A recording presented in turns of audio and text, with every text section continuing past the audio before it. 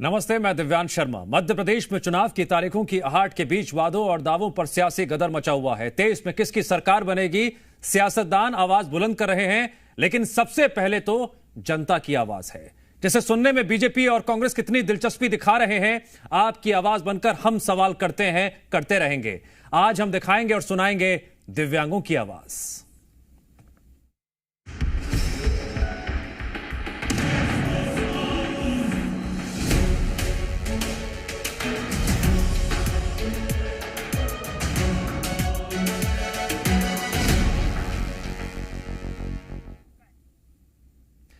दो 2018 में हुए विधानसभा चुनावों के बाद दिव्यांगों की जिंदगी कितनी बदली, सरकार और प्रशासन से कितनी मदद मिली, दिव्यांगों के लिए लागू हुई योजनाएं जमीन पर उनके लिए कितनी मददगार साबित हो पाई, दिव्यांग का फर्जी प्रमाण पत्र बनवाने वाले कितने लोगों के खिलाफ कार्रवाई हुई, क्या सिस्टम ने दिव्यांगों की लाचारी और परेशानी को समझा, कितना समझा, क्यों आज दिव्यांग सड़कों पर उतरे, आवाज बुलंद कर रहे हैं, वो कौन कौन से सियासतदान हैं जिन्होंने खुद सड़क पर उतरकर उनके आंसू पोंछे। क्या सियासत दिव्यांगों के साथ भद्दा मजाक कर रही है, क्या उनके हक के साथ खिलवाड़ कर रही है, या फिर साथ खड़ी है। करेंगे डिबेट। पहले देखिए मुद्दे पर पूरा अपडेट।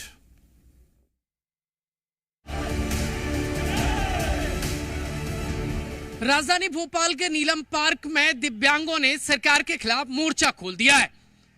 प्रदेश भर से आए दिव्यांगों ने सरकार से मांग की है कि उनके जीवन में भी कुछ उजाले भरे जाएं। क्या ये मांगों की लड़ाई सियासी है? क्या ये हक की लड़ाई चुनावी है? दर्द की इंतहा आंसुओं के सहारे बाहर आ रही है। सरकार ने बेसहारा सच में बना दिया है। हम लोग बहुत हौसला रखते थे, पर मुझे आज मजबूरी और मुझे दुख है इस बात का कि जो सरकार को इन दिव्यांगों के साथ आ गए। ये बिल्कुल दुख का विषय है और मैं क्या कह सकता हूँ कि सरकार को जो मदद करनी चाहिए दिव्यांगों की वो नहीं कर रहे हैं। मात्र 600 रुपए प्रति महीना पेंशन मिलती है। क्या जिंदगी के गुजर बसर के लिए ये काफी है? मात्र हमारे दिव्यांगों की मांग है रोजी, कपड़ा और मकान।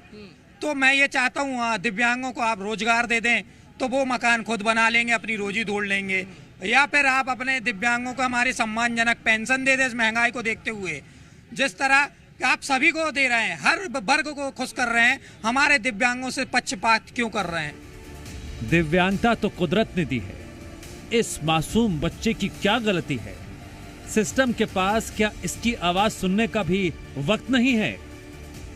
धरने पे हम इसलिए बैठे हैं, सरकार को सबसे पहले तो हमारे बस की आने जाने की सुविधा को ठीक करना चाहिए, और हमारे स्कूल में कोई भी किसी भी बात की देखरेख नहीं है, ना ही पढ़ाई सही से हो रही है, ना ही खाना पीना, ना ही किसी भी बात की कोई भी देखरेख, हमारे कोई सुख सुविधा हमारे एमपी नगर जीवन में वैसे ही अंधेरा है और अंधेरे में धकेला जा रहा है क्या? जी जी जी। लेकिन यहाँ शासकीय सिर्फ नाम है सर, स्कूल शासकीय नहीं है। सारे पेरेंट्स लगभग अपना किराया लगा के आ रहे हैं। हॉस्टल अभी तक खुला नहीं है और बसें चलती नहीं हैं, बच्चों को खाने पीने की कोई सुविधा नहीं है। और ये सारे बच्चे जो हैं 10वीं 8वीं के हैं, लेकिन इन्हें आ से ज्ञ तक लिखना नहीं आता, और पूरे स्कूल में 3 से 4 टीचर हैं बस। चुनावी तैयारियों में सियासत व्यस्त है। सुनिए सियासतदानों को दिव्यांगों की कितनी चिंता है। नकली दिव्यांग अंधे लंगे लूड़े बनके जो है बहरे बनके सरकारी सर्टिफिकेट के आधार पे पटवारी बन रहे, नौकरियां पा रहे हैं, क्योंकि उसमें जो है चल रहा है काम। 15-15 लाख में लोग कह रहे हैं कि नौकरियां हुई हैं। आप हालात ये देखेंगे, असली दिव्यांग ये घूम रहे हैं बेचारे सड़क पर। देखिए, भारतीय जनता पार्टी की डबल इंजन की सरकार, प्रधानमंत्री माननीय नरेंद्र मोदी जी और मुख्यमंत्री माननीय शिवराज सिंह चौहान जी ने अपने कार्यकाल के दौरान लगातार दिव्यांगों के लिए काम किया है। सेवा का सतत काम जारी है, संवेदना के साथ में जारी है, कोई एहसान नहीं किया और आगे और भी करने वाले हैं। दिव्यांग जन चुपचाप खामोशी के साथ अपनी मांगे रख रहे हैं। सरकार के दावे हैं, विपक्ष के सवाल हैं। फिर कौन दिव्यांगों की पुकार सुन रहा है? प्रमोद शर्मा, भोपाल, जी मीडिया।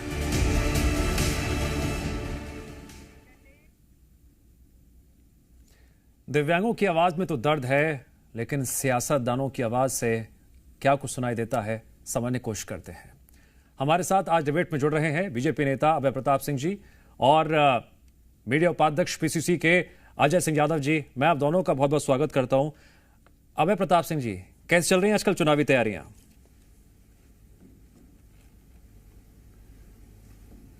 देखिए, भारतीय जनता पार्टी लगातार जनता के हित में काम करती है। आज आपका जो विषय है वो भी हमारे लिए बहुत महत्वपूर्ण है, और ये वर्ग जो दिव्यांग शब्द का आप उपयोग कर रहे हैं, ये माननीय प्रधानमंत्री नरेंद्र मोदी जी ने सम्मानजनक, ठीक है, समझ में आ गया चुनावी तैयारी कैसे चल रही हैं। अब मेरा सीधा सवाल ये है कि जो दिव्यांग जन भोपाल के नीलम पार्क में बैठे हुए हैं, खामोशी के साथ अपनी बात रख रहे हैं, क्या वो अपना वक्त जाहिर कर रहे हैं? देखिए, भारतीय जनता पार्टी की केंद्र की हो, राज्य की सरकार हो, हमेशा से दिव्यांग जनों के साथ खड़ी है, और दिव्यांग जनों के लिए जो बेहतर से बेहतर हुआ है वो दोनों सरकारों ने किया है। खड़ा हुआ है? हम जहां तक पेंशन का है तो हम 600 रुपए कौन खड़ा हुआ है? मेरा यही तो सवाल है कि जो दिव्यांग जन पेंशन को लेकर आवाज बुलंद कर रहे हैं, क्या वो अपना वक्त जाहिर कर रहे हैं? और अगर उनकी मांग सही है तो नीलम पार्क में सरकार का कौन सा प्रतिनिधि, कौन सा मंत्री, कौन सा नेता आज सुबह से वहां पर पहुंच गया हो, दो शब्द बात कर ली हो? देखिए, निश्चित तौर पर सरकार की तरफ से इस पर सामाजिक न्याय जो हमारा विभाग है वो इस पर संज्ञान ले रहा होगा। और जो मैंने आपसे कहा है कि सरकार ने हमेशा से दिव्यांगजन को एक अपना हिस्सा माना है। उनके लिए चाहे रेलवे स्टेशन पर सुविधाएं हो, चाहे बस स्टैंड पर हो, सामाजिक स्थलों पर हो, उनका राइट टू एक्ट जो डिसेबिलिटीज का 2016 है वो मोदी जी लाए।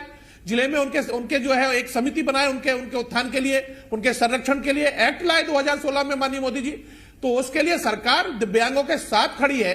जो बेहतर हो सकता है लगातार किया है और करेगी। जो बेहतर हो सकता है, लेकिन बेहतरी दिखाई देनी चाहिए, क्या वो दिखाई दे रही है? ये सवाल बड़ा गंभीर है। अजय सिंह यादव जी, क्या यह मुद्दा आपके लिए सियासी है? और मैं बड़ा गंभीर होकर एक बात कहता हूं, पता नहीं आपको शायद बुरा लग जाए कि जब मैं सवाल जवाब कर रहा था आप मंद मंद मुस्कुरा रहे थे। मुझे तो रोना आ रहा है इनके हालात देखकर। क्या आप हंस रहे थे? देखिए, मुझे इस बात पे आश्चर्य और हंसी आई कि भारतीय जनता पार्टी के नेता दिव्यांग नाम देने को दिव्यांगों का हित कहते हैं।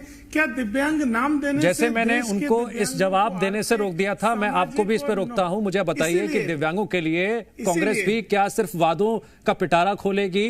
जब आपकी 15 महीने की सरकार थी तो फर्जी प्रमाण पत्र जहां बन रहे थे वहां पर कितनी नकेल कसी गई थी। ग्वालियर चंबल संभाग की जब बात करती है तो जो जितने भी चिकित्सक थे, जो संलिप्त थे, कितनी कार्रवाई हो गई?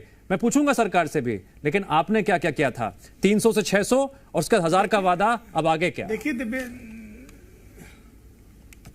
देखिए दिव्यांश जी, मध्य प्रदेश में हमारी केवल 15 महीने सरकार थी और हमने दिव्यांगों की निराश्रित पेंशन 300 रुपए से 600 रुपए करी। और अगर हमारी सरकार आगे भी रहती तो अभी तक 1000 रुपए हो गई होती, ये सभी लोग जानते हैं। जबकि भारतीय जनता पार्टी 15 सालों में केवल 150 रुपए दिव्यांग पेंशन बढ़ा पाई थी। अजय जी, और हमारी 15 महीने नारी सम्मान योजना के जरिए आप सरकार के रेवड़ी कल्चर को और ऊंचाई पर ले जा सकते हैं, लेकिन पेंशन योजना को लेकर जो 1000 रुपए की बात कही जाती है वो क्या नाकाफी नहीं है? अपने बच्चों को आप कितनी पॉकेट मनी देते हैं? सोचिए और फिर इसका जवाब दीजिए। देखिए दिव्यांश जी, मैं आपसे स्पष्ट तौर पर और इस चैनल पे पूरी गंभीरता से कह रहा हूं, कांग्रेस का वचन पत्र आने दीजिए।